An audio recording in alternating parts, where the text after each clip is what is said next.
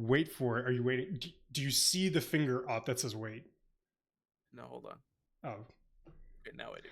I was going to say, Houston, we have liftoff because we're live, but... Oh. Wow. Yeah. Now don't you feel stupid? I feel betrayed more. Betrayed, bewildered. Bamboozled, even. That was a reference, you dip. Don't you give me that. I'm gonna give you the finger. No, I don't want to be fingered. 40 seconds in. Yep. All right. That fast. What did you say? Happens that fast. Yeah, yes it does. Let me just do the little check on my phone to make sure we can hear each other. Oh, look, it's Gooby Booby. I didn't know you were live, too. What are you doing live? Dude, you know, I host this book club all by myself. It's called Barely Literate, but it's spelled like a bear and literate. You know it's not spelt like bear, right? Do you know it's not spelled B-E-A-R, literate, right? It's spelled B-A-R-E. No, that's how my show's spelled. All right. Are you? I'm Wait. It's a bit. Oh, okay, God, thank I keep turning myself down and I can't hear me versus you. Talk for a second. So, with my book club, we're reading The Hobbit. And, you know, I'm reading it with this guy. He's pretty chill. You know. Oh, I am chill, right? You know what? He kind of got it like that, honestly. He's pretty cool. But he just keeps threatening to touch me.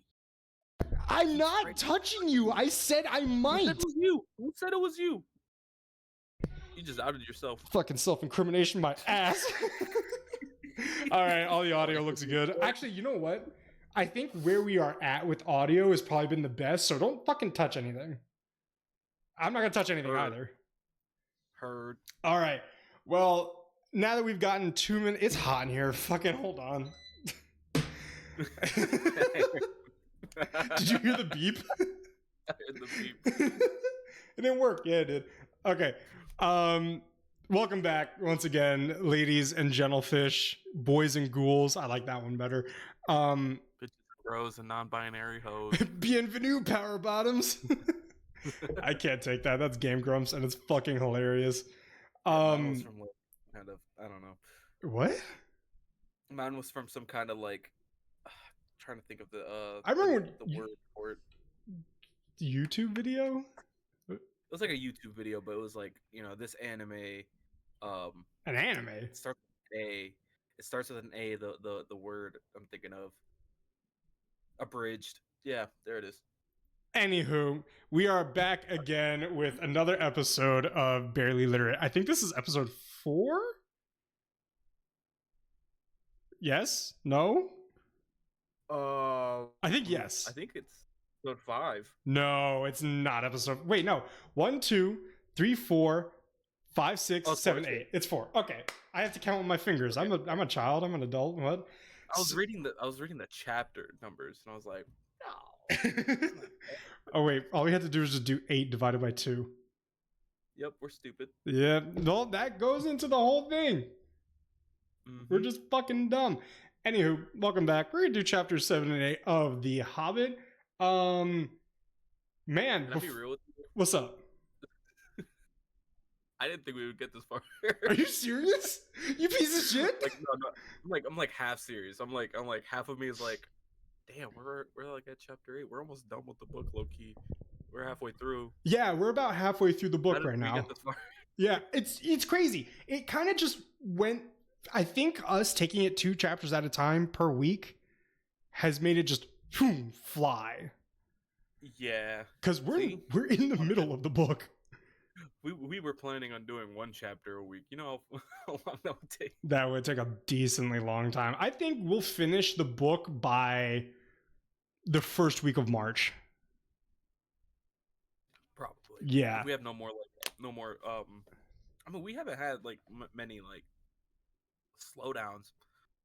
The only delay we had was because I made plans on that one Monday and you had internet issues.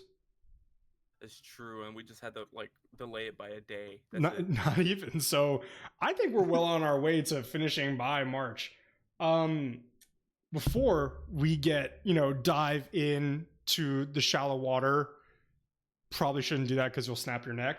But I wanted to face the fact that we have been majorly neglecting like half of this club. Yeah. So much so that I had to make a post basically reminding people that we are a book and movie club. Yeah, we added that movie club pretty last minute too, so that's why we keep forgetting. Well, the whole thing originally was a book club for the two of us. We've gone, into this pretty extensively, but if you haven't heard, the whole thing was, should we read The Hobbit after we binge watch all the Lord of the Rings movies in a weekend? And then we're like, let's make a book club. Nah, let's make a book club for multiple people. Nah, let's stream the book club. And then we're like, stream the book club. And then like, what was it? A week before our first episode, you're like, can we make it a movie club too? Because we were thinking of the name. And then you were like, I was like, yeah, let's do it. Yeah, because we watch much more. We watch more movies than we read. Yeah, well, you watch more movies. I watch more TV shows. I don't watch TV at all. Well, no, that's a lie. I watch TV 10% of the time. I've had Brooklyn Nine-Nine on for the past like 3 weeks, and I'm pretty sure I could like recite every episode word for word, bar for bar, and still laugh at the punchline. I think I'm on like my 9th rerun of Bob's Burgers. I started it immediately. Like I saw the most recent episode. I was like, fuck it, episode 1. I don't think I even like breathed before I clicked the next button. Yeah, that's me with Archer. There's like a specific episode where I know to go all the way back to season 2 because season 1 is a little bit. It's always season 1 at this point. Anyway. Yeah. All right. So yes, go for it. Movies we've watched this week. Okay, go for it. Movie for me. Well, I think I've seen. Let me pull it up. You go first. Yeah, how many movies have you watched this week? So this week I watched. I was going through Netflix and I decided to check out this one called The Highwaymen, which is about the Texas Rangers, the retired Texas Rangers, who tracked down and killed Bonnie and Clyde. Yes. I'll give it a 6. It was a good movie. Kind of boring at parts. I feel like very forgettable. Yeah, very forgettable. Also, was it Woody Harrelson and what's that guy's always name? Get Russell Crowe mixed up with this guy. It's not. It's like Kurt Russell. Something. Not Kurt Russell. No, I'm sorry. It's like Kevin Costner. Kevin Costner. So, I don't think they had great chemistry, honestly. I'll say that. Kevin Costner always ends up playing like a gruffy character. So I think that might be just him. And also the special effects were cool. There was one of this like dead cop with his brains blown out because of Bonnie. But when Bonnie and Clyde actually got shot up, I couldn't tell if the bullet wounds on their like faces, because they got like lit up. I couldn't tell if the bullet wounds were CGI or practical, and either way it looked kind of bad. And which is odd that they kind of went whatever route they decided to go to, because the basic, for lack of a better word, assassination of Bonnie and Clyde is like the climax of the movie. That's where the story ends for Bonnie and Clyde. So you kind of need to get that shit sorted out. Right. And yeah, it was just like, I don't know. It was all right. There was this part that I was just like, all right, that's kind of campy, because it was Kevin Costner's like character laying out a suit he was gonna wear for the next day when they do the big like bust. I vaguely remember that. He like puts it on the bed and he's like, I don't know if I could do this. Yeah, and it's like he had some kind of character arc, which I was like, okay, that was kind of lazy. I don't remember the character arc. That's the problem. Yeah, he laid out his suit like it was like his final super suit for the final battle, and I was just like, You're about to just kill some criminals. That's about it. That vaguely reminds me. This is not a super well-known movie, but it's a very fun movie. If you ever get the chance to watch it, it's one of those movies where it's on streaming services every now and then. Bless you. You didn't sneeze. You coughed, but I'm still gonna say it. It's called Stand Up Guys, and it's with Alan Arkin, Rip, Al Pacino, and Christopher Walken. And basically, the movie is like retired gangster. His buddy that took the dive, went to prison, is now getting out. So they're like reuniting after 30 years. Their old, mob boss is like, that fucker killed my kid. You need to kill him. The day he gets out of prison, he goes, I want him dead. And he's like, oh shit. Because he doesn't know that. And then he realizes, oh, that's fucked up. He's making me serve my entire sentence and then kills me. So the scene that I'm referencing is probably in the last 15, 20 minutes of the movie. Christopher Walken is charged to kill Al Pacino, and they go and they buy a new suit for him because he wants to die in a new suit. So that reminds me of that. It's just, the movie was pretty forgettable, and the character arc was just kind of lazy. Yeah. On my end. It's just, but anyway. So that was the movie I watched this week. For me, for the listeners, I keep a diary of movies because I'm insane. And he's a huge film buff. No, I'm not, dude. I don't even like popcorn. It's in my veins. I got popcorn butter in my veins. I got butter for sweat and kernels in my pee hole. Okay.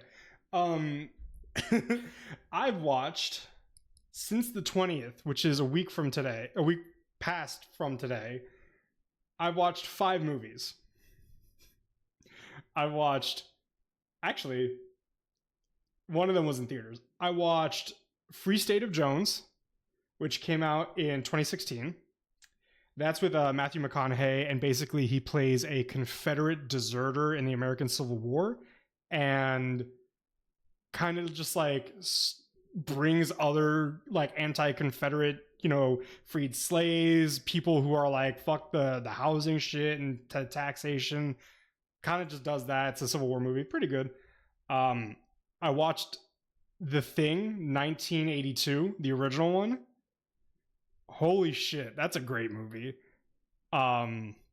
If you haven't seen The Thing, it's probably one of the most well-known, well-received classic, not classic like the 1930s horror movies, but just monster movies, which is pretty much the inspiration for Among Us, believe it or not. Yeah. And then I watched next are the Happy Time Murders, which was a pleasant surprise on my movie watch because it's The Muppets basically rated R. Is that? Oh, I was gonna say because that sounds like a documentary for Loki. Nope. I watched a puppet fuck Nick. Oh. And make porn. And their cocaine is sugar. And the real kicker that I love is it's actually by the Henson Company. By the Muppets themselves? Yep. It is a offshoot of the Henson Company called Henson Alternative. And the only thing under their belt is this movie. That's weird. It's fucking great. Then the second to last movie, I saw Paddington. Awesome. I really wanted to see the new one. I hear Paddington 2 is legitimately an amazing movie, so I watched the first one. And then coming to an end, yesterday, I went to see the Lord of the Rings Fellowship of the Ring extended edition in theaters. And my God, it's a long ass movie. Yeah, was that 4 hours? I thought it was 4 hours. It was 3:40. I was pleasantly surprised with how short the ending was. because I was like, thank God. But with that, I think that okay, so the highest rated movie out of that list is actually tied between Paddington and The Thing. Like on your rating? Yeah, on my Letterboxd. So for those of you who don't know, Letterboxd does a 5-star rating and not like out of 10. I put 4 out of 5 stars for both, which equates to an 8 out of 10.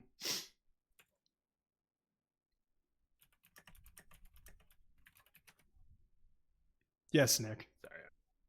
I don't know what I'm you're sorry. doing. I'm like doing some setup. What are you doing? We're 15 minutes in. I know. Did you just start trying to put, streaming? like- No. I was making the story thing. And then, okay. I got you. And then now I'm like putting some like quick little background music. Oh my God. All right. So I'll take the I'll take the fucking transition. Before we get started, for those who are watching on my side, we wanted to introduce a new character into the mix. Not really new. He is in our logo. It's Henry the Skeleton. You can see him sitting over here on the left-hand side of the screen. And yeah, that is our little skeleton buddy. And just wait till we get his dad in the mix. Dude, his dad, man, let me just say, completely unique design, looks nothing like you've ever seen it before. Nope. Not any kind of famous wizard you've ever heard No. of. Merlin, what? Gandalf, who? Saruman? Drip. Anywho. Dumbledore? Dumbledore, more like Dumble, go fuck yourself. All right. So should we get straight into chapter 7? Yeah, we'll get straight into chapter 7. So, a little brief synopsis of chapter 7. After escaping the goblins, Gandalf leads the wizards. What is wrong with me? I wrote dwarves as wizards. What the fuck? Let me restart that. Oh my God. Okay. After escaping the goblins. I can't. Hold on. I will slap myself. After escaping the goblins, Gandalf leads the dwarves to Beorn, a skin changer. That sounds a little racist. I'm just going to say that one right there. Skin changer? Yeah. Goddamn Skinner, you know? Jesus. That's too much? A little tad bit, but that proves the point. Yeah. A skin changer who initially distrusts them. Gandalf's thrilling tale of their escape wins Beorn's sympathy, fucking barely literate, and he hosts them for supper. He warns them about the dangers of Mirkwood, particularly its enchanted stream. Mirkwood is like a dark forest that's about maybe a day's half trip from them. Gandalf then leaves the next morning to investigate a bear gathering. Okay? He's going to a bear orgy. I didn't realize that was why he was leaving, now that I think about it. Okay? No, it wasn't a bear orgy. It was like... No, it wasn't a bear orgy, but I didn't realize he was leaving to go check out, like, bears. Yeah, no, I think the bears were his posse that he was bringing along. Just check out the area. Okay. And Beorn confirms the dwarf's story and reveals his encounter with goblins. Grateful for their shared enemy, Beorn equips them for their journey through Mirkwood, emphasizing the importance of staying on path. On the 4th day, at the edge of Mirkwood, Gandalf departs, once again urging them to stay on the path. Okay, I got a little gripe with Gandalf, I'm not gonna lie. He keeps fucking leaving! Alright, I'll defend him here. Okay, because he did tell the dwarves, he's like, hey, I'm not, like, planning on being with you your entire adventure, you know? And they knew that, but they were hoping that he would change his mind and stay along. Now, I'll give him this too. He gave him a heads up that he's like, I'm a dip. All right, I'm not just gonna disappear out of nowhere. I'm gonna dip out. I'm gonna set you guys up. All right. The dwarves have been relying on Gandalf this entire time. This is true. Rely on themselves. This is true. They have been relying on the old homie a little too much, and he can't say they're dwarves. They're supposed to be like battle-hardened little dudes. They're not doing shit. They keep getting clapped. Also, Gandalf had like a quote in here that I like absolutely loved. It was when he was bidding farewell to the eagles, and he goes, "May the wind under your wings bear you where the sun sails and the moon walks." Okay. I was like, "That's far." So, I'm going to talk to you about something similar. I was on LinkedIn the other day. I just got a notification. I decided, all right, what's the TL looking like? Somebody said something eerily similar, where it was like, may the wind guide you and the sun look upon your shoulders or some shit. And I'm like, did this fucker just quote The Hobbit on LinkedIn? And I looked it up. That's a real saying. That is like really? That's like an Irish goodbye, apparently. That's like a thing. Dude, I'm gonna start using this one when I want to leave parties. I'll just write it on their bathroom mirror and lipstick and just dip. That's so ominous. My God. Also, I remember I think I remember our last episode we were talking about no, I don't think it was our last episode, the episode before that, because I found out you told me that there were 3 Hobbit movies. I thought there was 1, and I looked up the title names, and there was one called, The Hobbit Battle of the 5 Armies. I was like, when's that gonna come in? Because I read through all the like chapter things, and it mentioned nothing about that kind of story happening. I noticed that, and I was just like, yo, Tolkien just teased the fuck out of his own book, because he references the Battle of the 5 Armies, and then in quotes says, we aren't going to talk about that yet, saving that juicy little story for the end of the book, so you have to keep reading type shit. Yeah, and I'm like, why would he do that? Why are you just like cock teasing your own readers? Give us the past. It was completely unnecessary. I just sat there like, did he just tease like a big final battle and just said like, but you can't know about it? Not yet, bitch. Well, you gave us a table of context, or contents, or whatever the fuck. But I wanted to note that at the beginning of the chapter, it says that basically Bilbo woke up and he was just pissed off that he wasn't already at home with like a full breakfast of like bacon and eggs and shit like that and toast. And instead he woke up having to eat cold mutton and rabbit. Honestly, I'm not going to argue with the little guy, because like if I woke up and the only thing that I had to eat was just cold meat sitting out for the entire, no refrigeration, it's just been out the entire night, I'd be a little pissed off. I think I'd stab somebody. Like, are you kidding me? Something like that? I don't know. It's crazy. There's no guns in Middle Earth. So I did want to bring up this other point, because you mentioned the eagles. Bilbo and the gang said that they're to be like riding the eagles, basically like horses. So that kind of leads me into this. Would you rather fly on an eagle or fly on a dragon? Like get Yankee shit. I'm gonna have to. This is a toughie, because I don't like reptiles, and I get a little bit freaked out by birds. This is a big bird too. This isn't like because eagles are big in general. Their wingspan's like what, 6 feet. This bird's like a bus. I'm gonna go with the bird, because I always thought about like riding a dragon must be super uncomfortable, because they're scaly and they're spiky. Saddle. I know there's a saddle, but like, I don't know. I feel like there's less. Because what if it's like a bumpy ride and you stab yourself on one of the little spines? So now here's the question: would you rather saddle a dragon or bareback a fucking eagle? I'd bareback the eagle. Sounds really bad. I don't think we should say bareback. No, we shouldn't. So yeah, I don't know. I think I'd rather just walk. You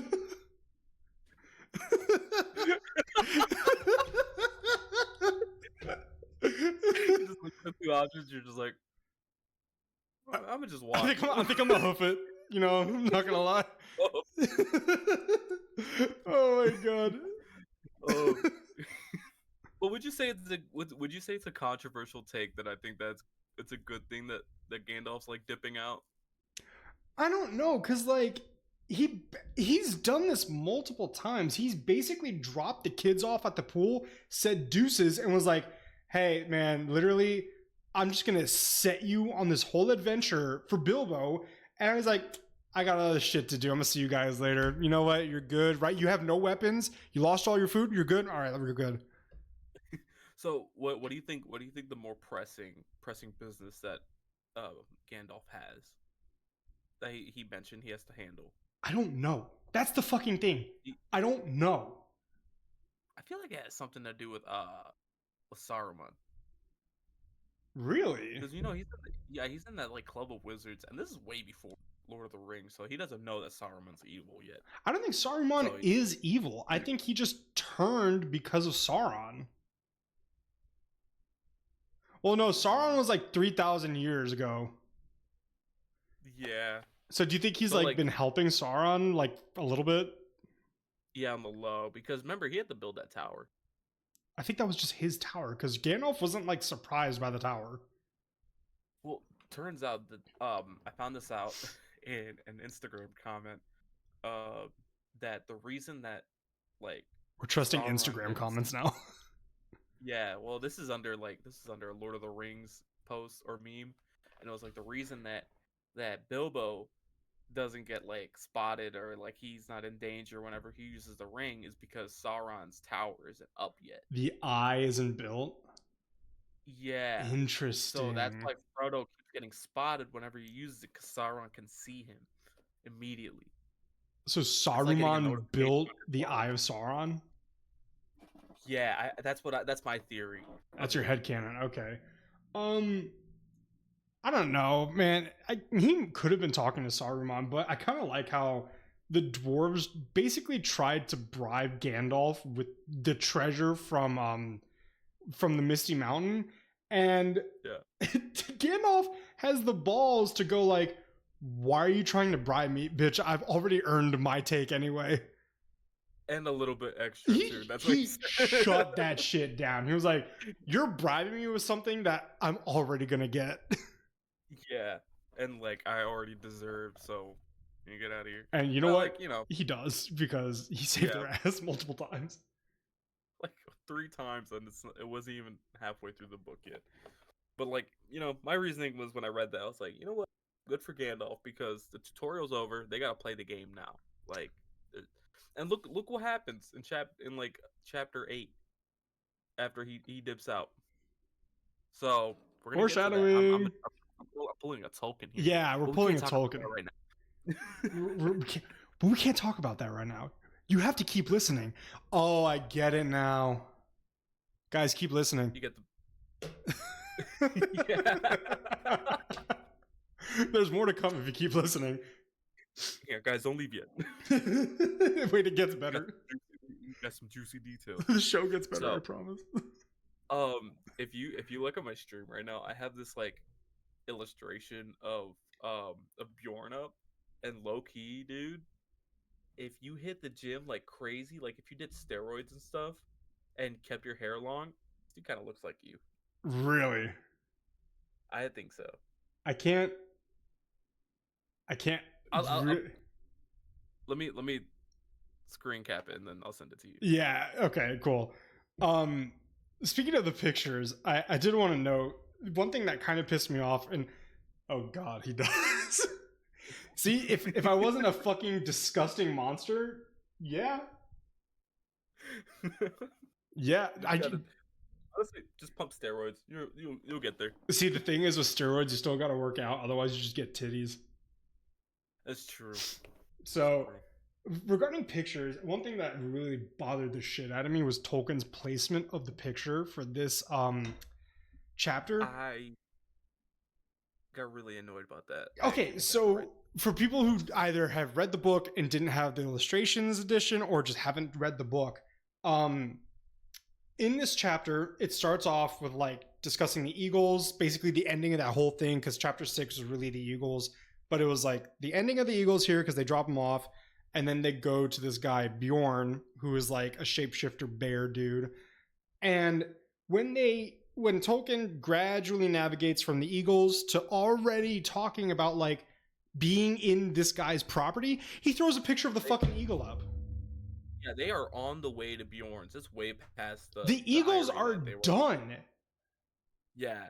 I was like, I looked at the picture. I was like, this is beautiful, but it's way too late for this. It is. It's like, okay, granted, it's not that long of a page difference. It was like maybe 2 pages from when they were discussing the Eagles, but Yeah, the shit had already happened. If you are, I do this at my job where I have to put pictures and reference and navigate sometimes. You need to do it when you're discussing it. right. Like a better picture would have been them on the trail on their way to Beorn's with the Eyrie in the background. Or just fucking put the picture 2 pages back. Yeah. Literally. I actually, you know what? I like that idea more of what you said, because that's more. It's kind of bothering me now that the pictures aren't giving me shit. Yeah, this because I won't lie to you, dude. I just read chapter 8 earlier. So I'm not gonna lie to you, bro. I didn't prepare at all for this test. I didn't study. I started the class yesterday. So, but it's funny though. I'm gonna move on from the illustration because it's just like annoying. It is, but like I don't think it's too much to like get too worked up. No, I'm annoyed. Yeah, when they were talking about Beorn, they're like, oh, he's a skin changer. He turns into a bear. I was like, sick. And then they're like, oh yeah, he doesn't eat meat. Like he has he has all these cattle and stuff that he doesn't eat. He doesn't hunt or kill wild animals, or hunt and eat wild animals. And then he has pastures of big beehives with fierce bees. And I just wrote down, I was like, Chris would love this guy. I noted that too. I was like, verbatim, oh my god, I love Beorn. He shapeshifts, might even be one, into a bear, eats honey and cream, and has pastures full of huge bees. This guy is a fucking G, and I love him. And the picture that I have of him is like Paul Bunyan. I'm like, this is my guy, man. Like, he's awesome, dude. Especially when because they're talking about him and they're like, yeah, like we got to be careful because he gets mad really easily. And like, that's me. I was like, yeah, that's kind of like Chris. He's, a little bit of a temper, but I don't have a temper. I just don't have the patience for stupid shit. That's a temper. But it was interesting because they said that that there was a theory that Gandalf threw out there because apparently Gandalf has a cousin. Oh yeah, I don't know if I mentioned that or not, but yeah, he's just like, I got a cousin. The name is crazy. What is his name? Radagast. That's his cousin's name. Radagast? Yeah. Rad. Oh god. Rad. Oh shit, I left the gas on. Now I gotta go check the stove now. Shit. So his cousin's name is Radagast. And Radagast knows like Beorn. He's met him before. And so I think it was Radagast that told Gandalf that he's like, oh, I've seen Beorn sitting on this Karak, looking out at the Misty Mountains, which makes me think that he used to live in the Misty Mountains, but got pushed out because of the goblin. Interesting. So the goblins haven't always been there. It was actually Beorn that inhabited there, and then the goblins came in, and he kind of I don't think he wanted to get discovered, so he kind of like migrated over to his Karak. I like this headcanon. Yeah. I like this headcanon a lot. Yeah, that's what Radagast told Gandalf, and that was their theory because it wasn't confirmed yet. Oh, it was in the book. Yeah. Oh, okay. I thought you were making this up, and I was like, "This is okay. I can see this." I forgot. I read chapter 7 like a week ago. I was like, "Okay, Nick. All right." So, yeah. So I want to go. You go, because the thing that I have to mention is completely different, and it's funny. It also fucking. This is like, wow, really, Gandalf? Okay, no, you go for it because I got nothing else. Okay, I don't know why I keep going. Gandalf, and we're gonna talk a little bit about Thorin as well here. Man, they constantly ream Bomber about being the fattest dwarf, and it's like not subtle at all. He just basically calls him. Okay, a little bit of reference. When they walk into Beorn's place, Gandalf was like, Bilbo's going to come with me. When I whistle every 5 minutes, and this is something else that I have to mention along with this. Every 5 minutes, 2 dwarves side by side are going to come in. So they basically don't overwhelm Beorn with like a bunch of people. The last thing he says, yeah, there's 15 people just coming in. If 15 people came into your house right now, I would trip shit. Oh yeah, I'm getting a knife. Like, get out of my house. So the last thing Gandalf says before leaving is, "Oh, Bomber, you'll come last because you're fat enough for 2 dwarves." Oh my god, man! And he's like, "What the fuck?" So Can I read the full quote? Okay, did you write it down? Oh my god. Okay, so Nick, I almost called you Macho. Oh my god, Nick. Call me Macho. Nick is gonna read the full fucking quote of Gandalf just insulting the shit out of Bomber. It says, "Bomber is the fattest, and he will do for 2. He had better come alone and last." Oh my god. Oh, newsflash, he fucking doesn't. The 2 before him, he's like, "I didn't want to be there alone. I'm always last. I'm coming with you guys." And he's like pissed. He's like, I didn't want to wait. So, and you know what? I'm with him on that. No, for real. I don't want to be last, man. But that does bring me to, like, if you trail back a little bit, when Gandalf whistles to the dwarves when he was talking to Beorn, I bet you he thought he was so fucking hilarious the way he did it. Because every single time he mentioned, "Oh, there were 2 of us." Okay. "Oh, I meant 6. 6? You said 2 before." "Oh, 6? I meant 8. "Oh, 12? And he goes, "I've never heard somebody call a few people 12. "Oh, really? There's fucking 15 of us." And I bet you he was laughing the whole fucking time. Oh yeah. So that's what it like. When I was reading that, I was getting pissed off for Beorn because Right? imagine this guy, this like little tweaker is like telling you a story, and he's got his little friend there. He goes, "Yeah, you know, it was the 3 of us, you know," and then you're like, "3? There's only 2 of you here." He's like, "1 second." You know, He's like, 2 more coming around. Is like, "That's 5," and he's like, "But wait, there's more." And then like 2 more coming around, and he goes, and then he's like, "Oh yeah, we were on top of this tree, all 12 of us. 12 of us. There's only 6 of you here." And then he's like, "1 more." More, and then the last 2 come in, and the fattest one comes in right behind. Who's like, "Hey, don't forget about me." He's like, "I don't like to be left alone." It's like a fat kid at Kmart. Like, Beorn was sitting there trying to listen to the story, and he just kept like coming in with contradictions, and he's just like, "What are you guys even on right now?" Because like Gandalf's whole thing was that the interruptions and the increasing number of dwarves were gonna like pique Beorn's interest, because he keeps interrupting. I'm like, "Oh my god, tell me the story, tell me the story." And he goes, "Wait, there's more. Tell me." And he's like, "It worked, I guess." You know, it did work, but like I was kind of rooting Beorn to just like go Hulk, because like every time like the dwarves came in, they were like, you know, like, "Oh, Killian Philly at your service." He goes, "I don't need your service. I'll ask for your service." I He's was like, such "Okay, a hell fucking yeah, Beorn." G. He's such a G. And then the next 2 come in. They're like, "Oh, we're Oin and Gloin." He goes, "Nice. I don't need your service." Before they can even say anything, they're like, "Oh, okay." And then like the last ones, they don't even say their names. He's like, "Jesus, just come in." Yeah, he said, "Sit down and shut up." It's like when you come in late to class and the teacher's just had enough of your ish. Sit your ass down. All right, we're not gonna even talk about this. All right, we're doing fractions, okay? We're doing fractions.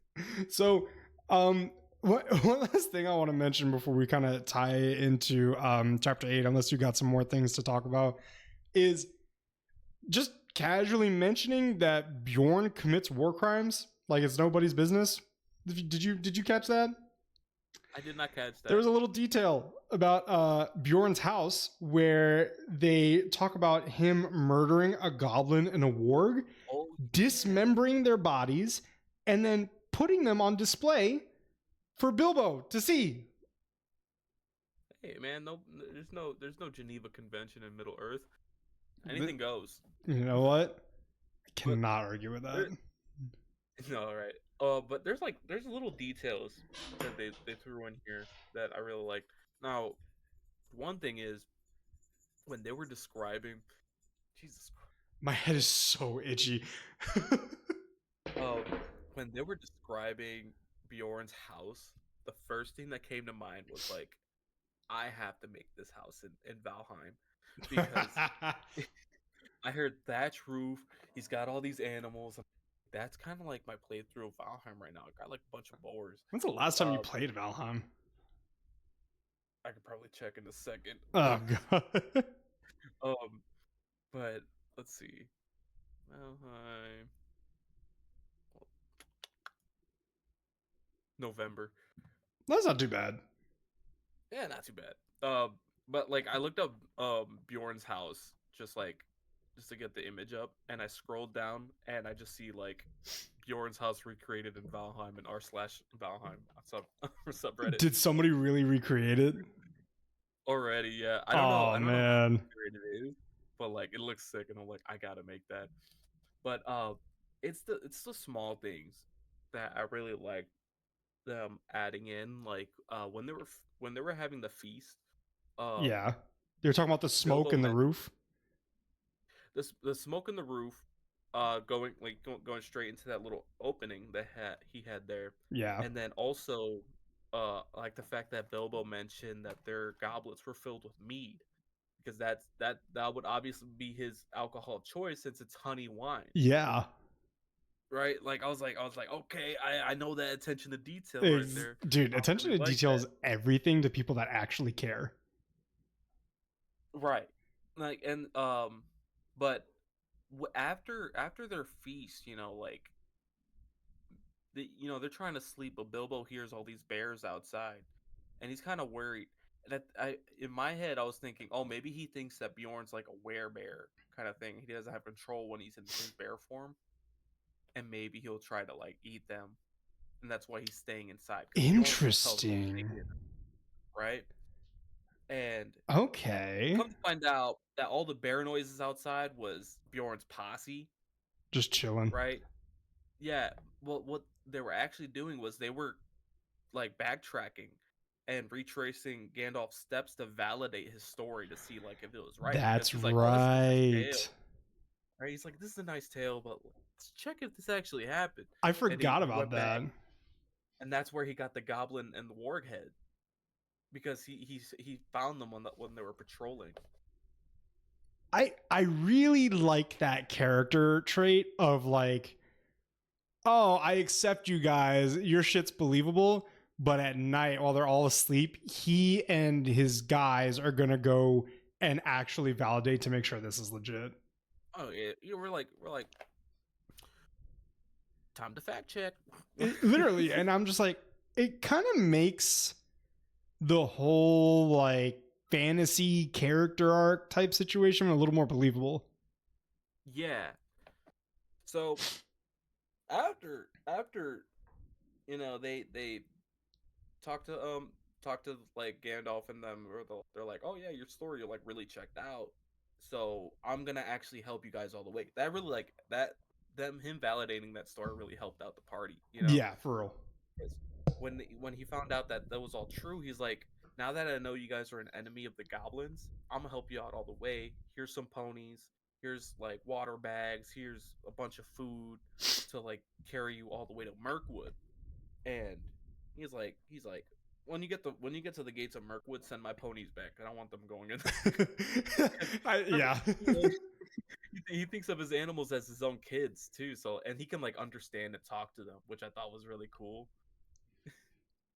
Remember that? Because like when they were setting up for dinner, he had like dogs that were standing up on their Yeah, they hind were legs, just like chilling on their hind legs, like serving them. I thought that was awesome. so yeah, they It's head a little down to Mirkwood. creepy. Yeah, and then Gandalf is telling them about Mirkwood, like, hey, stay away from this. Bjorn's telling them also, like, hey, watch out for this, this, this. And the dwarves are just like, what did we get ourselves into? We I don't thought think I don't think I mentioned this, but I remember like internally laughing my ass off where when they get to Mirkwood, and this is like already touching chapter 8. So after we discuss this last point, Nick's gonna start reading it, the synopsis of chapter 8. But when they finally get to Mirkwood, Gandalf was like, remember to send your horses back. And they're like, okay, cool. What about you? And he goes, nah, see, I'm going. I'm keeping my horse. He'll understand. Yeah. Well, first of all, I feel like they said that. They said that in like a way they're like, oh yeah, you're heading in Mirkwood with us. You're not leaving us, right? And he goes, no, I'm riding the horse back over to Beorn's because I'm not going with you guys. And then he's like, I'm gonna keep the horse too. And the greatest part is that like Beorn sent the bear to check like to like follow them just to make sure they sent those ponies back. Dude, that's so. And oh my god, just imagine you're riding through the woods and all you see, because he didn't know it was a bear. He just looked to your left through the dense trees, like a little mist, you know, like trotting with you. But like, okay, the trees here, you're on the path, you see the tree, and then they get darker and darker and darker and darker and darker. All of a sudden, this fucking is like, and bears run. The bears run. I was imagining like the like the sound of their feet hitting the ground as they're running. Those are heavy. Those are heavy steps, you know. My like, God. You know, I'm surprised Bilbo didn't like shit himself right there. He might have. I would have. You kidding me? So right. I got some. Oh, before we go into chapter 8. Okay. I got some trivia for you. Okay. All right. So, why did Gandalf have the dwarves come separately to meet Beorn? This is some easy questions. Because Beorn gets irritated easily, and he wanted to ease him into like the entire party of dwarves. Yeah. Okay. I have a trivia for you. Okay. I didn't write this down because I forgot to prep for that. Off the dome. Off the dome. What did the Hobbit party eat for dinner? And what is Beorn's favorite snack? Oh, that's tough. I had a picture. Okay, so it had something to do with they had, was it honey bread? So from what I remember, they packed honey bread. Okay. They had something like honey and like honey cream kind of. Okay, so that's Beorn's favorite snack. What they had for dinner was like, I think it was like a really hearty vegetable stew. Okay. I remember stew, oddly enough. But the honey and cream. Let me tell you something about honey and cream, bro. I went to Denmark a few years ago now, and the best thing I had on that trip was berries and cream. Berries and cream. I was singing that the entire fucking trip. It's literally, I'm gonna butcher this pronunciation because my buddy, he's learning Danish. His wife is Danish, and I told them, I was like, "Hey, I'm going to Denmark," and they're like, "Good luck." So the Danish word for this is, oh god, something like that. It's crazy. What? I don't know how to say it. I don't know. It's like something like that. It's awful. Not the food. The food is so good. It's like, you know what berry compote is? No. Okay, so let's say you go to like a DQ, right? And you get the strawberries and they're kind of like in that weirdy syrup. Yeah. Think of that, but not bullshit like artificial crap. Like the real stuff. It's like raspberries, strawberries, like other stuff. Because the way you make it is basically like you mash them up, you boil them in like sugar water, and you condense it. So you're almost making a jam, but it's a little thinner. That and just not whipped cream, heavy cream. It's so, dude, I went to the same place twice to get it. I went by myself the second day. You're like, I'm going for seconds. I did. And guess what? It's not like a stand like ice cream. I had to sit at a table and order through a menu. So good. They don't have ice in Denmark. I had to keep asking for ice in my water, man. All right. So we end chapter 7 with them reaching the gate to Mirkwood. They had to send their ponies back, so now they gotta hold all their stuff by themselves. Gandalf's gone. Dipped out, just like he said he would. Now the dwarves and Bilbo are all by themselves. Alright? So let's get into chapter 8 here. The dwarves enter Mirkwood and encounter the enchanted stream. Bomber falls asleep after falling in, and they struggle to hunt for. Lost and hungry, they stumble upon a feast of elves who vanish when approached. Bilbo is captured by a giant spider, but he escapes and frees the dwarves. He discovers the power of his ring and helps defeat the spiders. However, Thorin is captured by the wood elves and imprisoned. Okay. Ooh, man, this is a super brief synopsis. Yeah, but like this, I really like this chapter. Let's start off with how, again, the description of Mirkwood Forest really reminded me of Valheim's Black Forest, and I was like, I would play that game again. So that's one thing that immediately stuck out to me is the way that it was described. Can you imagine? And so, like, for Potterheads, basically, Mirkwood Forest is like the Forbidden Forest, you know, on steroids. It's so like if you, I'm basing this off the movies. I've never read the books for Harry Potter because, you know, we're here now. We know the reason.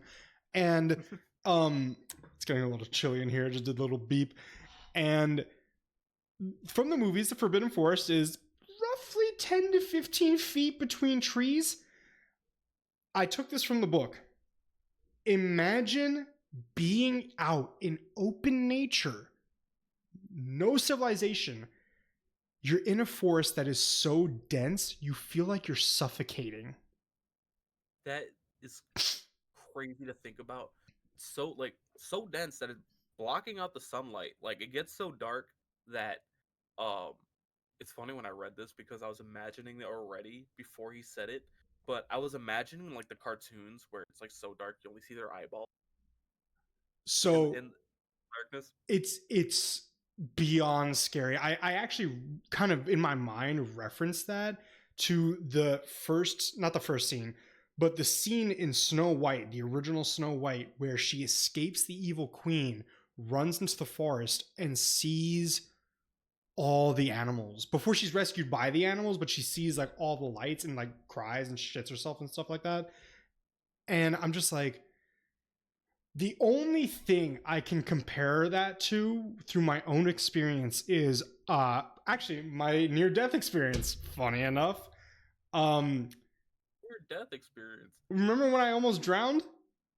Oh, yeah. So a little bit of background story for you lovelies out there.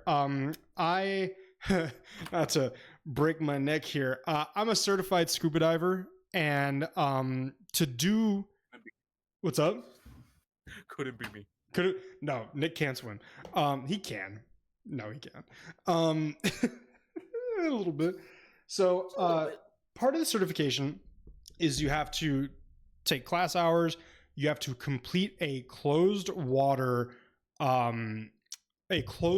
certification, meaning you do a bunch of tests, all different stuff, and you do it in like a pool or something like that. Then you need to do the same thing, but in open water. So like in a lake, in the ocean, stuff like that, blah, blah, blah, blah. So we get to the open water test. This is the last thing that I have to do in order to get my certification. My instructor, weird guy, by the way, super weird guy. He decides that we're taking the open water test in an abandoned rock quarry. Yeah. You did tell me about this. I remember now. Nick, I tell you not that when we were in the water, probably 20 feet below, I could not see my hand in front of my face because it was just full of mud and dirt and all that shit. It was Hell, probably the closest I've been to sensory deprivation. oof. Now, the near death experience, I'm just going to finish that story because I can't say it's a near death experience and not tell you how I almost fucking Oh yeah, died. that's true. That's true. Keep going. Keep going. Is so the last, like, one of the last parts of the test is you have to do a full mask clear, which is basically you have to fill up your mask with water and clear it. Dude, that already gives me like anxiety. I Right? don't like that. I am still a child, and every time I go into a pool, I have to hold my nose. How old were you here? Like 15. Oh no, dude. Yeah. So, I would have punched my parents. well, so I'm in the water. Again, you can't see anything. I fill up my mask, immediately goes up my nose. I'm panicking. Now, you're not supposed to do this. Immediately is the first thing I did. You are not supposed to panic and go up because you will get the bends and it'll really mess you up. Oh yeah, you're gonna be like, I got nitrogen in my skin. I got nitrogen in my blood. Yeah. So I do that. I immediately go up. The instructor sees this, and to prevent this, holds me underwater. Now, I have water rushing through my nose, and in my panic, I lose my respirator. So now I'm really panicking. I can't breathe. I end up kicking him in the face and barely reach the top. And I did not go into the water or complete the certification for like maybe a year. Oh, dude, that's full on trauma right there. You need a therapist. Well, no, I did it. It was fine. I had a fucking, competent guy next to me when I did it in beautiful. I was in Key West, beautiful water, clear as fuck. From the boat, 45 feet down, I could see the bottom. Damn. Yep. I saw a lobster. I was chilling. I saw a lobster. I was chilling. So oh my God. that was my one reference for the Mirkwood Forest. That's how scary it is. I would say my closest reference was the time I went to a local like metro park, and we went there like after sundown. It was me and some friends in high school, and we decided to walk the trail a little bit. We had our flashlights on. Okay. These assholes decided. First of all, I'm the only POC in this group. In every horror movie scenario, I'm the first to die. Oh, person of color. I was like, point of contact. What are you talking about? Yeah, I'm the only person of color in this group. Okay. And if anything happened, I'm the first to get taken out, just from like every kind of horror movie scenario. Not the thing. Okay, probably not the thing. Keith David is one of the last surviving members. My only saving grace was I knew I was the fastest one in that group. I'm quick. I'm like a dwarf. I'm deadly at short distance. We're built for sprinting and fighting. Country, no. But these assholes, like one of them is like huge horror movie buff, decided it'd be really funny to all turn their like flashlights off and run without me. How does he, being a horror movie buff, fucking compare to that? What does that even do? Because he thought it was fun. He thought it was like oh, this is gonna be like one of the scary movies I watch. So in my head, the only thing it would be like, oh, they always run without lights on in scary movies. Let's see if we could do it. Not, let's just leave our friend. Like, what? Dude, it was dark as fuck in those woods. And that, dude, that's at night. They're in there during the day. Yeah, dude, I caught up to him, almost tackled. But yeah, like during the day, not being able to see, like he said he waved his hand in front of it. Bilbo said he waved his hand in front of his face, and didn't see anything, and he couldn't see his hand. Like that's how dark it was. You now, only feel like the wind. Oh no, dude, not even he said that the air in there was stale. Oh, that's like being underground, right? And the dwarves, like he said, like the dwarves are used to this, but even then, they were gloomy about this. Like they were like, I don't like this at all. And once their eyesight adjusted to it, they were able to see a little bit more during the day, only a little bit more, but at night it got just as dark, like as when they first jumped in there. So God, that's yeah, so you wouldn't catch me terrifying. in these woods, dude. You Do you know, wouldn't catch me in these this is so, I don't know why I'm just going to bring it down and be so sad, but this is just like, I'm immediately thinking of those poor people in the Titanic submarine. uh God, fuck the billionaire asshole leader oh of yeah, that group. little off brand like PlayStation Killed remote. what, 7 people because he's like, at some point, safety is not our concern. All right, I'm gonna get off my soapbox now. So, but we get to the part of Mirkwood Forest where they start kind of like running out of food, running out of water, and all that shit. And if you do a callback to what one of the things Beorn says to them is, I don't think we mentioned this. He goes, "Do not, you're like, Straight. well, not that." He goes, "Do not drink from the Black River." Oh yeah. He's like, "That's going to be the only water you find. It's going to be tempting. Do not touch it." Yeah. And I was thinking of Gandalf's thing when he dipped out, he screamed back to the party. He's like, like, good luck on your journey. Do not stray off the path, because you will get lost in those woods. oh, and I remember in like reading the book, Gandalf, he even said like Gandalf had to have the final word. He's like, "Bye guys." And they're like, "Bye." And he's like, "Bye." And they're like, "Bye. Don't go off the path." And then just leaves. They all shut up after they're like, what did he mean by that? He goes, but why? Backtracking just a little bit. They got my boy Bomber again, bro. That's what I was gonna say. They keep leaving Bomber. No, they keep calling this motherfucker fat. Oh yes. Wait, I'm not backtracking. I actually fast forward a little bit. Keep going. No, yeah. That's gonna bring us to like the situation with the river. So they finally get to the Black River, and the whole thing about the Black River is the reason you're not supposed to touch it is if you do. Hey, Dread, what's going on? I didn't see that you chatted. Nice to see you. But if you do touch the water, you go into a coma, basically. Yeah. You just fall asleep. Dude, I panicked for them because I was like, oh shit, Bomber got like stuck in this, like he got stuck in the water. They were able to pull him out, but like he was like asleep. And they said he was asleep 6 days. I need that.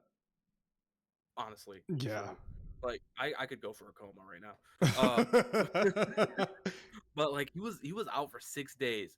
And cool thing though is that the cure to that cursed water is fresh water, because it started raining, and when the water hit Bomber, he woke up. But he forgot everything about the entire journey. The last thing he remembered was being at Bilbo's Hobbit hole. Yeah. Could you imagine? That was months already. Oh my! Can you? Yeah, like okay. This is gonna be my comparison. I bought my first house. It'll be a year almost, right? Can you imagine? I touch water, pass out for 4 days, and I'm like, so when are we going back to my parents' place? Oh, I own a house? Oh shit. Like, yeah, like I have a mortgage. What? Also during this when it starts raining, right? Where's grandma? Oh, she died. That's right. Yeah, like during this it starts raining and they're still gloomy because they're like, oh, we can't even get water out of this. These guys have zero survival instinct. Just catch the fucking water. Yeah, my first thought would be grab the biggest leaf you could find, make a funnel, and then put it into the water skin, because you need to get as much fresh water as you can, because you guys are dehydrated and you can survive more off of no food than no water. Yeah, because you can only, it's what, like 4 or 5 days for water, but it's like a month for food. I think it's like 2 weeks without food, and you can't survive more than a couple days without. Yeah. And like it's just crazy because when they were trying to cross the river, basically the way that they did it is Bilbo just happened to be able to spot a boat just chilling on the side of Oh yeah, on the other side. So he said it's about 12 yards. I mean, 12 yards is not that far. That's how dark it is. Yeah. And what they were able to do was like hook it. Bilbo is like developing his character. They were able to hook the boat from complete darkness and drag it over. Dude, Bilbo was in his bag. No pun intended. Like, he was in his bag this chapter because, like, he spotted the boat and then he guided them to get the boat. Yep. Like, he's the most outspoken I've ever heard him in this book so far. He's like, all right, chuck it. And he's short. He goes, all right, reel it in, just a few feet more, and he chucks it a little too far. He goes, all right, pull it in slowly. It's And like then that one guy in the group chat where it doesn't say anything, but as soon as you talk about a topic that he knows everything about, game over. The savant, bro. The savant, the idiot savant, which is both of us. I still haven't found out we're savant of yet. But so the dwarves just ultimately, I feel like they need to chill out a little bit. They are we're not gonna say like it's a bad thing because this is why we love dwarves. They're so crazy, but in this circumstance, they really gotta chill out because they're too fucking rowdy. They're screaming, they're hollering all over the place. They're in the middle of the woods. They don't know what the hell is going on. And Bomber is finally in the boat. He's panicking because he can't swim. And they're like, hey, fat ass, don't rock the boat. And and they make him go last too. Yeah. And then they're like, well, that's right. Some fucking like beast pulls up. And it was a white deer, I think. No, it was a deer. Yeah, it was a deer. And what pissed me off was they wasted all of their arrows. They were freaking out about this deer, and they're like, that's why they have to chill out. And in the whole ruckus, causes Bomber to just fall on his ass into the water and get into a coma. Yeah, and he's like fully deep in there. Like, I think they said he has like one leg still on the land. Didn't they say he was like 4 inches underwater?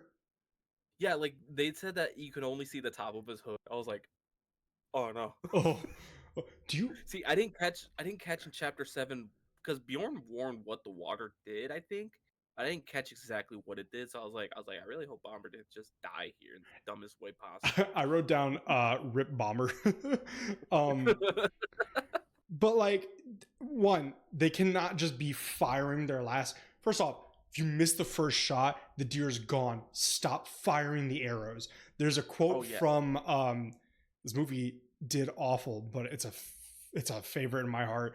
It's from The League of Extraordinary Gentlemen, and this guy. It's a great movie, by the way. So we're gonna reference back to movies now. It's about a combination of classic classic literature and piecing it together. So they have the picture of Dorian Gray, Dr. Jekyll and Mr. Hyde, Dracula, Tom Sawyer, and shit like that. Their characters are mashed into one story. And the hunter, the main character, they're trying to hunt down Dr. Jekyll, not Mr. Hyde, same guy, just beefy. And he goes, if you can't hit him with one bullet, don't shoot at all. Because the hunter is like this old, you know how like back in the day it was like the hot shit to go hunting on safari for big game. Yeah, that was his character. Tom Sawyer was like back when the Secret Service was founded, they were kind of like agents and stuff like that. He was like a hothead Secret Service agent, so he was firing like that, like fucking revolvers all over the place. And the hunter's like, are you cool, you done? Like so that's what really pissed me off. And then they just Bomber, come on, man. You're right. Like this like what I said, just zero survival instinct there. Just like wasted all their arrows. now they can't even catch food if they need it, like if they could, because there's not a lot of animals. No. They said they got it took them like 3 or 4 shots to get a squirrel. And squirrels are nothing, man. Yeah, and they said when they went to go eat it, it tasted terrible. So they were like, okay, no, on that. I've But they see all had these deer. I've had rabbit before. Rabbit's pretty fire, I'm not gonna lie. I've always wanted to try rabbit. I haven't tried it yet.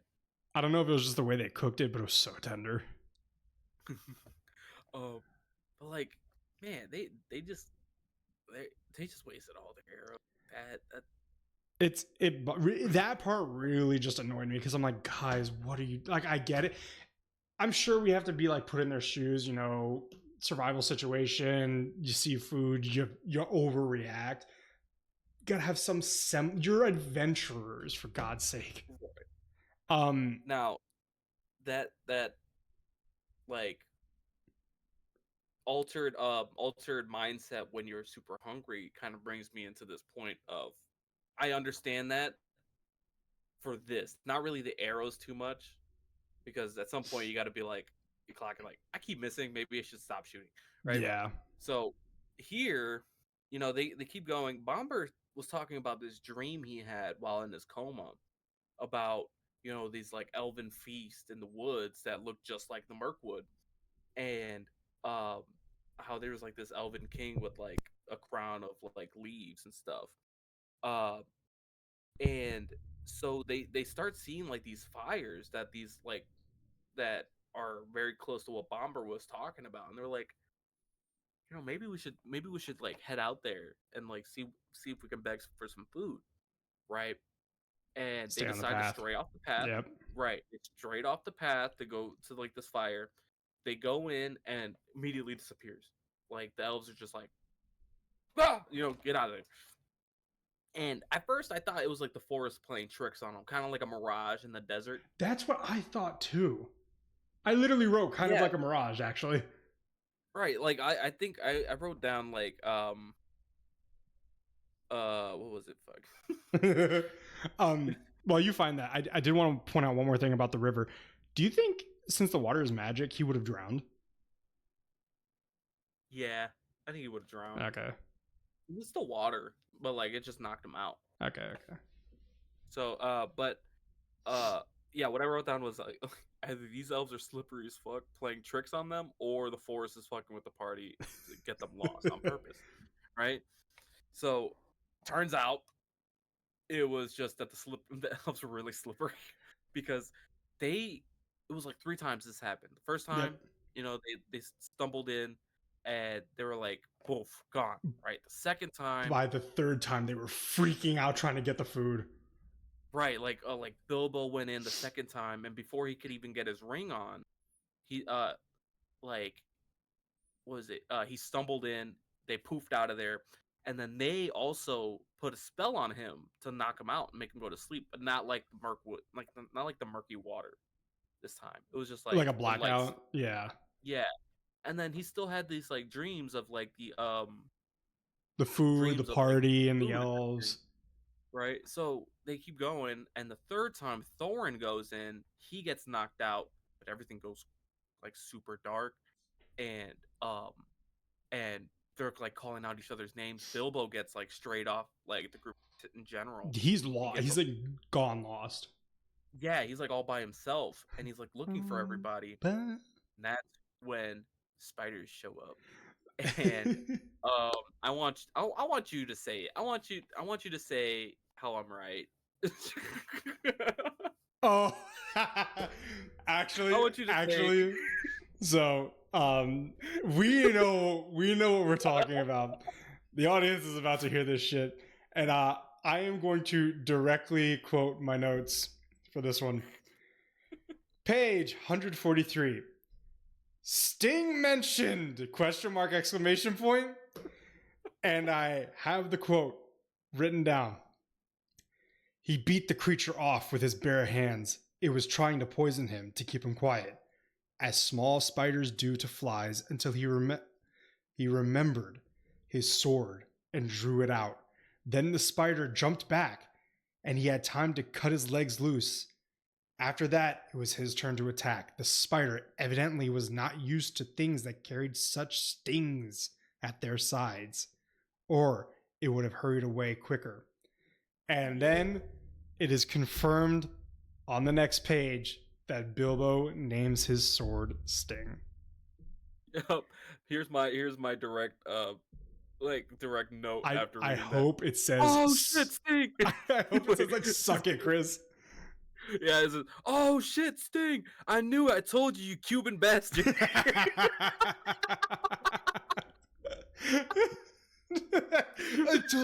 knew it, you Cuban bastard. But yeah, dude, it's Sting, dude. Maybe he'll find out about the glowing thing later on, or maybe he puts that enchantment on it. I don't know, and I'm kind of interested to see how it does because I feel like it was already enchanted. I wonder if it was made during the Battle of the Rings because they were fighting orcs. Maybe because let me scroll back. Chapter 2. Jesus Christ, Nick. But I got excited. I get excited. So, but while he scrolls into chapter 2, I just want to say that because I'm not gonna lie, I didn't really write a whole lot of notes after from before the spiders to the end because I was just in that shit. I had to consciously tell myself to write it down. Yeah, so like the fact that Bilbo was like, they don't like being stung. I'm gonna call you Sting. That's like me naming my toilet diarrhea or something. I mean, that's the same as true, but that's the same as when like the goblins saw Orcrist and what's his? It was Bite, wasn't it? It was Bite and like Goblin Hammer or Goblin Cleave. Orcrist, the Goblin Cleaver, and Glamdring Foe Hammer. And so they said that those two blades were made in Gondolin during the Goblin Dwarf War. Now, yeah, like they never mentioned the origins of Sting, so maybe you're right where they made it during the Battle of Rings because they were fighting orcs. That's just the name that I'm calling it. I don't actually know what the name of that battle is. I know, we're just gonna rock with it right now until we figure out the but can we need to sign Bilbo to the MLB, at least to the Cleveland Guardians, because listen, that motherfucker was chucking rocks. Bilbo probably redeemed all of the bullshit that he's been spewing in this one scene. Yeah. He was let me lay it out for you. How many spiders did he take out? There was like 40, right? Yeah. 17? I don't know. With a rock. He was chucking them. Chucking rocks. He was stabbing, slashing, climbing trees, cutting dwarves loose, and the fucking, what is it called? What is the major move? What do they call it when the MLB? No, what is that? Was the special move? No, like the most important play or something like that. The MVP. Yeah, he takes the ring, dips out, appears behind them, like that. He's like, spiders. He was calling them spider slurs, which I was reading that and I'm like, I don't even know what that means. And they were like, what was it? I don't know. I think it was tongue something. He's like, hey, split tongue. And they're like, spiders hated that name most of all. Yeah, like it was a stupid name. So it wasn't like real slurs. It was just like shaved beard, fuck you. And they're like, oh, great heavens. Right. This little guy's he's got a cannon for an arm, and it's fitted with a sniper scope because he was accurate with it too. He's like, dude, I can't throw for shit. Me neither. I got terrible aim, but like he was nailing these spiders center of the head, like straight up David and Goliath. Well, we also have to mention like these aren't like spiders. They're big spiders, like the eagles. They're giant spiders, Yeah. you know, like so quick idea though, Okay. because we've been talking about how we haven't been playing Super Mega Baseball 4 in a while. Okay. I think make a team based on this adventuring party and make Bilbo the pitcher. Oh my god, that's a great idea. Right? And then make like another team full of like spider themed or like orcs and goblins and stuff, and just have them kick ass. Oh, that's a great idea. So there's something that like I caught that I really liked. Because obviously, you know, Tolkien, like this is like the beginning of modern fantasy, like you said. Yeah, And Tolkien is widely uh, regarded as like the godfather of fantasy. yeah, like he like these books were straight up like the This, uh sorry, what? I was gonna say, I don't know if you're gonna say the same thing that I wanted to write down, but I never did. But go ahead and let me see what you say. Yeah, so like these books were straight up the inspiration for Dungeons and Dragons. Like the halflings used to be called hobbits until they got sued and they had to call them straight up halflings. Did not know that. Okay, cool. Yeah. And so what I thought was really cool was that they mentioned that hobbits, I think hobbits in general, but I don't know if it was just Bilbo, are lucky. And I think I remember that that's one of the traits halflings have is luck. And I thought that was like a really cool thing, like that they brought into Dungeons and Dragons was like because Bilbo's so lucky, they're like, hey, you know, halflings are just lucky in general, and I just thought that was a really cool fun fact. So that is really cool. The idea that I had in my head was the elves that they kept dipping out, which it's actually going to lead to the last bit of chapter 8 when we talk about this. The elves are described as wood elves, and that they're like in the elf community the less superior of the elves because they're like they're not fancy, they're not really highbrow. Yeah, they didn't go to fairy They're or like something like. they're like the southerners of elves basically. Yeah, And what I wrote down for the wood elves is just like wood elves are just elves that didn't go to college. they're just chill. They're like chiller elves. Yeah. But one thing, because there are wood elves in D&D, to me, however, it seemed like these elves were the birth of the druid class. Ooh. Because they were very, and Beorn, they were very druidy. Yeah, because you know Bjorn had that wild shape essentially. Beorn had the wild shape. They were wearing like leaves and shit in their hair. They were throwing parties with animals and like in nature and stuff like that. And they were very secretive. So is this the inspiration for the class of druid? I like that. Of course, there's druid, like there's mention of druids in like history itself, so that's maybe where Really? the name came from. Yeah, they were like druid shamans kind of thing, and Aren't like those just hippies? essentially, Okay. that's what druids are in general. Let's be honest. Yeah, but druids have magic. That's true. I mean, so do hippies, man. No, Magic there's a mushrooms. difference between magic and performance enhancement drugs. Okay, they're not performance enhancing drugs. Okay, only a bit. But I like that they mentioned deep elves and sea elves too, because I remember seeing sea elves on um D&D Beyond when you're going like down the like different races and stuff. I And the deep elves are essentially like Loth, like the Loth elves, like dark elves, oh, I would drow. say. Yeah, drow. So they're like they're the ones that are kind of like dwarves, where they're more underground and stuff.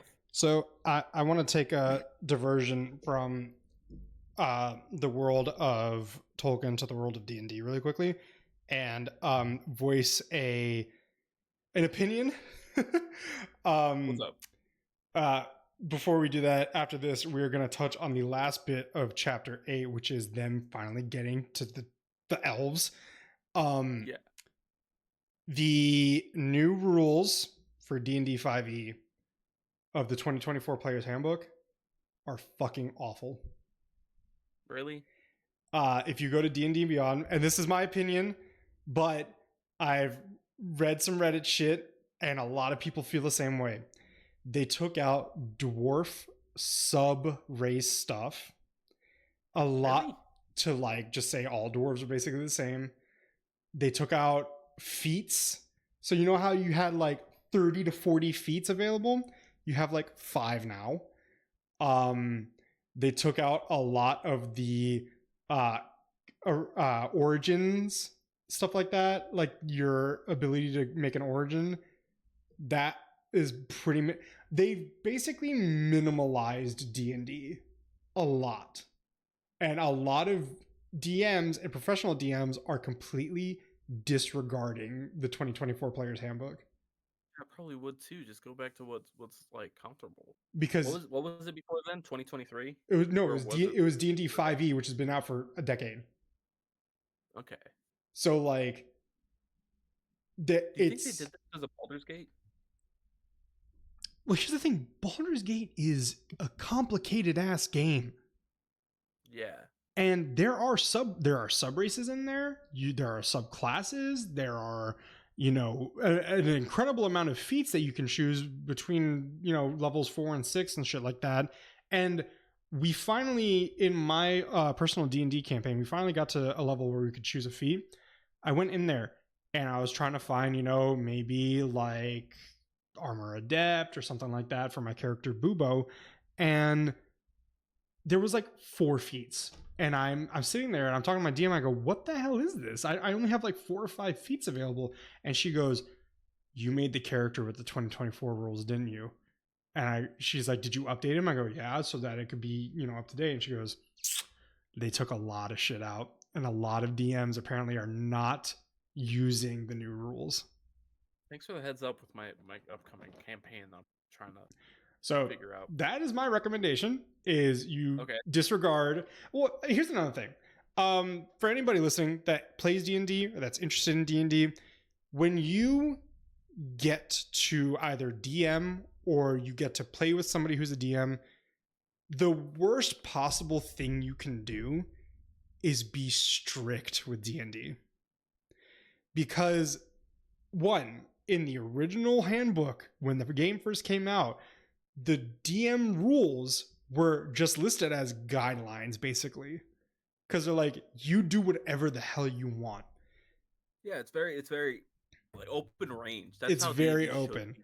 So, And you get heavily criticized if you go on the rails. and there's not, like I said, there's nothing worse than playing with a DM that's A, not fun, but B, isn't creative in the sense of like leniency. Because all the games that I have played, homebrew is almost essential in the gameplay. Because for example, when we do homebrew, this isn't something like we created. It's just something that people do when they do homebrew. If you just house rules, yeah, if you get a nat 20 on like a certain roll, you're allowed to describe what you do, because that's like Exactly. godly, just comes down, intervenes. You're allowed to do whatever the fuck you want. I remember. Go for it.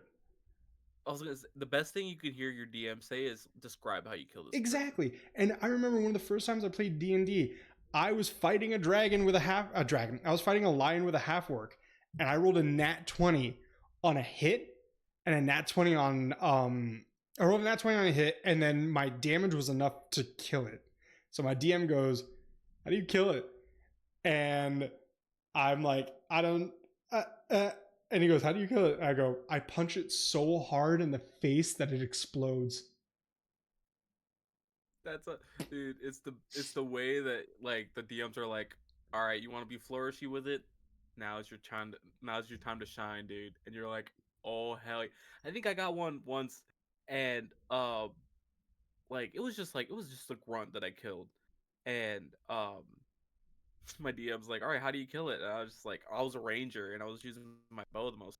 So what I did was like, I think I said I parried a sword, drop kicked him back, and while I was on the ground, I shot him in the face. And That's sick. everybody was like, Yo, that was sick. And the most common meme is like, and it's all in the head. it's all in the Like, guy. it doesn't matter. Well, wait, it may not always be, and that's where you get into like the cool DMs that are extreme about it, who build the models and shit like that, but are still like chill. Yeah. And oh man, I want a D&D table so fucking bad. I kind of regret buying the table. What? So I'm trying to get Telspire on Steam. Yeah, get it, bro. Okay, so we got to return back to. We straight off the path. We straight off the path. But if you stray off the path, you finally get to your destination, and that's what the party did. Is they somehow got to the elves, and what? Great segue. Hey. That was awesome. you were mouthing it, and I was like, is he trying to say transition? Like, there's no, I'm seeing an S. Like, what is that word? And then you finally, I don't know if you were saying it and the mic just didn't pick it up. No, I didn't want to interrupt or like mention it. No, but like, me trying to read what you said, I was like, what the fuck is he doing? I appreciate that. I don't even remember what the fuck I said. But they finally get to the elves, but not in an expected way. The elves kind of kidnap Thorin, who's the leader of the dwarves, and basically interrogate him. And I just know that Thorin was pulling some Gandalf shit and was being a little cocky bitch about the way that he was answering, and I was loving it. Because basically, the Lord of the Wood Elves was just questioning him, saying like, why are you here? Where's your party? Blah, blah, blah, blah. And Thorin's answer every time was, because we're starving. Why are you here? We're starving. What are you doing in the woods? We're looking for food, because we're starving. Why are you asleep? I fell asleep because I was starving. Like, oh no, the last one was, why were you in the woods in the first place? And he just didn't answer. Yeah, literally, he was just like, bitch, I'm hungry. Like, what do you think? But yeah, dude, when it was so funny because I had so many like actual reactions while reading this chapter because it was just so like jam-packed with great moments. These last two chapters were probably the best in the book, and Bilbo was such a fucking badass this chapter. Look what happens. Look what happens just like 1 second without Gandalf. Just like Bilbo's in his bag. They don't need him. No. They don't need Gandalf. Gandalf's like, you know what? I'm back to this. Gandalf's a dick. He is a dick, but you know, he was really good tutorial, like kind of like I would say, was it like he was really good at orientation for them to get them ready for this adventure, you know what I mean? So but when they realized that like Thorin wasn't there, they're like, where's Thorin? And then I was just like, where is Thorin? Wait. I just out of my thing, I was like, I forgot about him too. It isn't like, is Bilbo a part of the party too now, or is he still gone? No, he's with them now. So they're like, I'm gone. No, I'm back. Oh shit, where's Thorin? Yeah, he's like, wait, where's Thorin? They're like, oh shit. Yeah. Oh man. But all right. Last tidbits, like what or final impressions of this chapter. Okay. For you. For me, I was interested. Okay, one, I still believe that they're druids. I was interested to see why, or what was the cause of Bilbo's and Bomber's dreaming of what was happening. I want to know, like, magically, if it is magically, why they dreamt the same thing and why they dreamt what was happening there. You know what? Maybe the wood elves are the ones who like cursed the water and made it like so murky because they don't want to be found. They want to. Do you think the wood? Sorry to completely cut you off. No, keep going. I was gonna say, do you think the wood elves are kind of like the classic haunted forest trope of don't go into the forest. People don't go out. It's haunted. You will die. But it's really just some like group of people that don't really want to be on the grid. And like, yeah, if you want to stay with us, we're cool. We're really not dicks. The forest isn't haunted. It's just like guys like chilling here. Do you think it's like Right. that? Like they just want to be left alone for the most part. It And that's seems. why the forest You is know? like all dark and black and gloomy and like is scary just because they're like, we don't like people coming in. So it's not Yeah, that they it's don't want to. bad. It's just we put that there. Listen, nothing attracts like an adventure like a really pretty forest, and they're like, okay, we gotta make this shit as ugly as possible and as unwelcoming. Can you You know imagine what if I the mean? forest was like it was chill forest in the front and then inside was got a little darker, saw some mushrooms, saw some glowing little lights. See, yeah, like You'd cream if the yourself. oh, I would.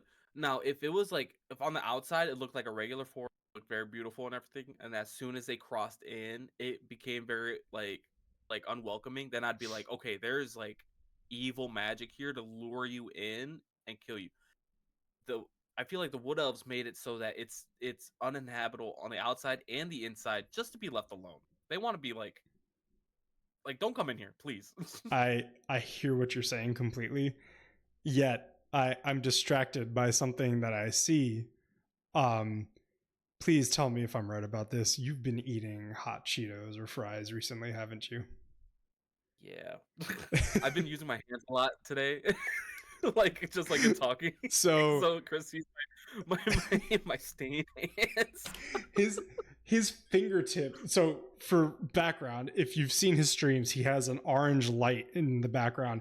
My God, is it enhancing just the orange stained fingertips that he You can has? see the difference between my left hand and my right hand. Because I was looking at your right hand or your left hand, I'm just like, it's fine. And I looked at your right hand, I'm like, he's been You can see tipping. the faint, yeah, the faint red. Where you just like suck off the Cheeto dust? Yeah. Oh my God! All right, what was So, your final tidbit for chapter 8? dude, I really fucked with this chapter big time. Yeah, I know you. I Again, felt that you did in the Force. oh yeah, like again, Bilbo went bonkers. He was going crazy. They kind of proved that they didn't need Gandalf there anymore. They kind of showed that they know how to fend for themselves for the most part. Uh huh. Because once they rallied, once like Bilbo saved them and they rallied, they really did fight back against those spiders as best they could while being poisoned and famished. And Because so, the dwarves were like doing the rugby push with right, they were doing themselves, a good ass rock on there. and then Bilbo was like, bamfing back Distract. and forth. Yeah, That's a Nightcrawler dude, term. like, yeah, they're adding him at the Marvel Rivals soon. My new E- DPS man. But but like now I'm wondering because Thorin's with the Wood Elves right now. He's got some food. He's kind of good, right? He's way better off than how the party is Oh right yeah, that's another thing. He's prisoner now, and it's like he's a 5-star hotel. They're now. Yeah, starving, and he's being fed. right. Like they're because they mentioned like the Wood Elves aren't like the goblins. They're not gonna treat him bad. They said they keep him alive because they still want to interrogate him. And what the Elf King was like, he's like, even if we had to hold him here for another 100, and I'm just like, so he gets to just chill out there, like and eat and be It's like being cool, sent like to prison in Sweden. exactly. So It's sleepaway so camp.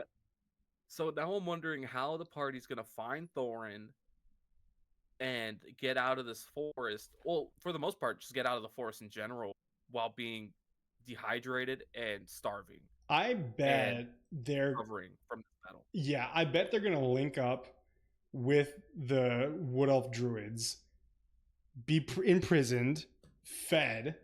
Then they're gonna be like, we got trapped in the forest. The Wood Elves are gonna be like, oh, we did that shit. You can go. Right. We'll show you the way out and then feed you. Exactly. It'll be this. It's literally. But, You know what it's turning into? It's turning into my same theory about The Walking Dead and how it's such a shitty show. About every season, it's the same goddamn recipe where They get kicked out in the last season. They gotta find a new home. They see some big baddie warlord. A main character or two dies. They get to save the town, and then they gotta leave again. The same shit's happening now. They intrude on somebody's business. They get kidnapped. Maybe it looks like they're gonna die, but then they get sent off with food. But unpopular opinion between the two of us, it's still a good watch. What, The Walking Dead? Fuck off, dude. I'm so done with The Walking Dead. I've been done. I have seen seasons 1 through 3 like 5 times. I'm so done. It's such a bad show. And like, it's no discredit to the actors or anything like that. But god damn it, give me something new. Yeah. But all right, I'm gonna give you one more trivia question. All right, okay. What did Bilbo name his dagger and why? I got this big shitting ass grin right now. His dagger? You mean the sword? Yeah. Well, it's an elven dagger, but for him it's a sword. Sting. And why? Because hear you say it again. Because he stung the spiders? Yeah, because it's a stinger. You tripped me up with that because I thought it's like the obvious question. Oh yeah, because like, I thought he had like a dagger along with Sting. I'm like, does he have a dagger? Shit, I wasn't paying attention. Okay, let me think of the trivia for you. Occam's razor is when it's the simplest answer. That's the real name for Sting? Oh no. Occam's razor is like the philosophical principle of when you're asked a question and the simplest answer is the right one. Oh, like, why is the ocean blue? And you're like, because it's water. Right. Which is actually accurate because red light is absorbed by water. So that's why the ocean appears blue. Glass is actually green. I haven't heard that glass is green. I heard that mirrors were green. I think it's both because when you put a bunch of glass panes, if you put a bunch of glass panes like next to each other, it's like a green, Yeah. I love that fun fact, Loki. Oh wait, I got another fun fact. Wait, let me. Okay. This is one of my favorite fun facts. Is so you know how when it rains, it has that particular smell. Yeah, like just like moist. Yeah. So the reason for that smell is because there's bacteria trapped in the ground, and when it rains, the water fills up those spaces in the ground and pushes the bacteria up in the air. That's what we're smelling. It's like the smell of the ground and the bacteria that was trapped in there. So like mildewy. Yeah, that's interesting. It's got that like nice smell to it. I love the smell of rain. Like I love when it starts raining and it's like nice. Hell, you know what? Why don't we just leave it off on that? I don't even have another trivia for you. You know, leave it off on a good note. I'm really excited to see chapter 9. On Nick talking about rain. Oh boy, but yeah, man. Chapter 9 and 10. I'm excited. I'm not gonna lie, just based on like the name, the title of this chapter, I was really expecting Shelob to show up. You know, that's the giant right, spider. Yeah. So I was low-key expecting her to show up, low-key, because of those giant spiders, but nothing. What about Aragog? One of my favorite things about the Harry Potter movie is when Harry Potter was high off that like luck potion. He's like, oh my god, dude, Aragog. Yeah, he's got little pincers. I love the one where he's like, when he's like headed to Hagrid's and like this new potion master, I forgot his name. Starts with C. Oh no, it's like, fuck, it's god damn it. No, Slughorn. So he's like off to Hagrid's and Harry. Slughorn's like, hey, sir. he's like Harry, you can't go out at night. He's like, sir, you can come with me if you like. He goes, then why didn't you come with me? Then I would be accompanied or whatever the fuck. Like, oh my god, those movies are great. Oh. Oh my god. Alrighty, everybody. That is the end of episode 8 divided by 2, 4.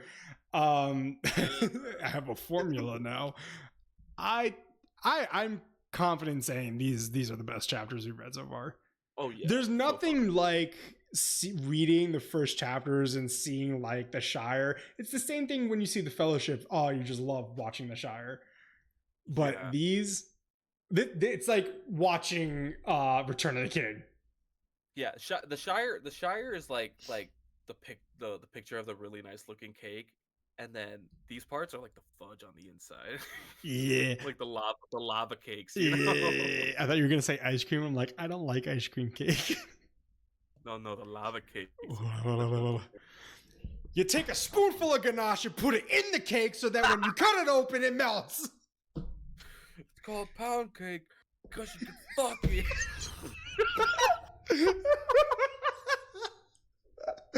Okay, on that we should end. Oh my god, dude, I forgot about it. People call it pound cake because you put a pound of the ingredient. It's called pound cake because you can fuck it. Oh my god. All right. Everybody, remember, read chapter 9 and 10. We'll see you next Monday. Have a fantastic night. Don't stray off the path. Don't stray off the path. Otherwise, I'll make a great transition and I won't hear it. All right, peace out. Bye.